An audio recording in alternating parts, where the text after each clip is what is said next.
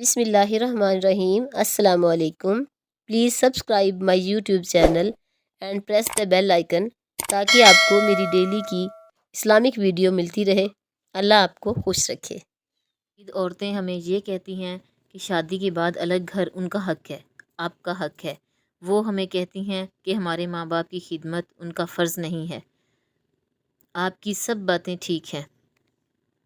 وہ کہتی ہیں کہ جوائنٹ فیملی سسٹم ٹھیک نہیں ہے۔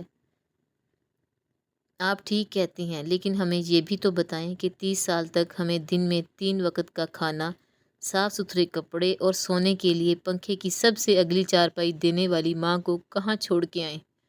اپنی ساری جوانی اپنی جوتیاں گھسا کر ہمیں اس مقام تک پہنچانے والے باپ کا کیا کریں؟ ہم اس باپ کا کیا کریں جس کی بچت اور پینشن سے ہماری شادی ہوئی اور آپ ہمارے گھر کا حصہ بنی؟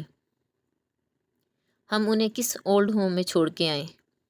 ہر اونچ نیچ، گرمی سردی، دھوپ چھاؤں میں سائے کی طرح ساتھ دینے والے ہمارے بڑے بھائی کا ساتھ صرف اسی وجہ سے نہ دیں کیونکہ اس کی بیگم کی اور آپ کی نہیں بنتی، اور آپ کو لگتا ہے کہ آپ کا خاوند زیادہ کماتا ہے اور اب بھائی کو دینا اپنی سیونگز ختم کرنے کے مترادف ہے، کیونکہ آپ نہیں جانتی جب ہم پڑھتے تھے تو بڑا بھائی نوکری کرتا تھا، نوکری چھوٹی تھی مگر میرے بڑے خرچے پورے ہوتے تھے، ماں باپ نے قربانی دی، پھر بڑے بھائی بہنوں نے قربانی دی، اب میری بیگم مجھے کہتی ہے کہ مجھ پر صرف اسی کا حق ہے۔ آپ کس حیثیت سے اس بات کا حق جتا رہی ہیں؟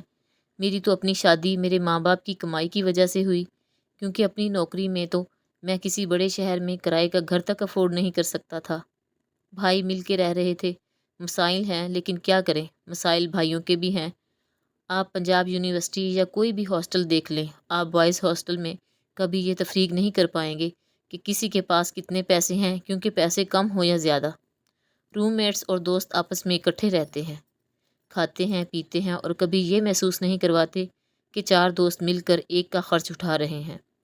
یہ ایک جاگیردار دوست چاروں کو پال رہا ہے، تو یہ اچانک ایسا کیا ہوتا ہے کہ جیسے ہی شادیاں ہوتی ہیں ایک ہنستے ہنستے گھر میں سیاست اور پھر اقوال زریں کا دور چلنے لگ جاتا ہے کہ جناب الگ گھر ہو تو عورت کا حق ہے۔ حق بالکل ہے، لیکن کوئی ساتھی یہ بھی تو بتائے ماں باپ کا کیا حق ہے؟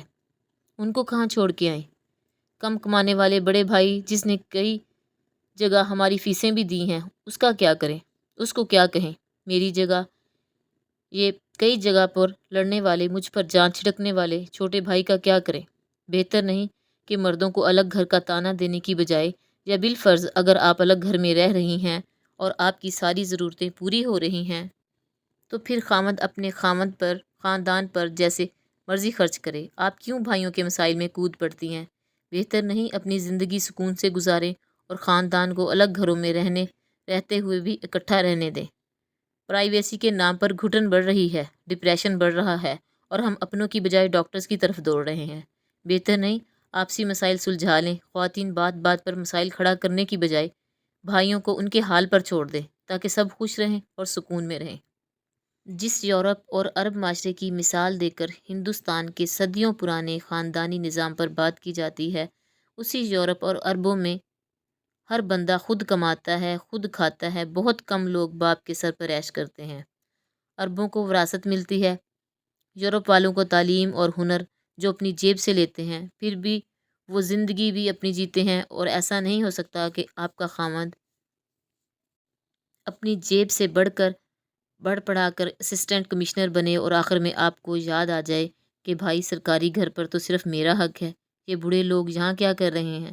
اور ہاں ہماری نوکریاں نہ ہوں، تعلیم نہ ہو تو آپ کے بھی ہمیں رشتہ دار نہ دیں، سو شکریہ ادا کریں ہمارے ماں باپ کا جنہوں نے پال پوس کر ایک تیار شدہ بچہ آپ کے حوالے کیا ہے۔ اللہ پاک میری سب بہنوں کو اپنے گھروں میں اتفاق سے رہنے کی توفیق عطا فرمائے۔ آمین ثم آمین۔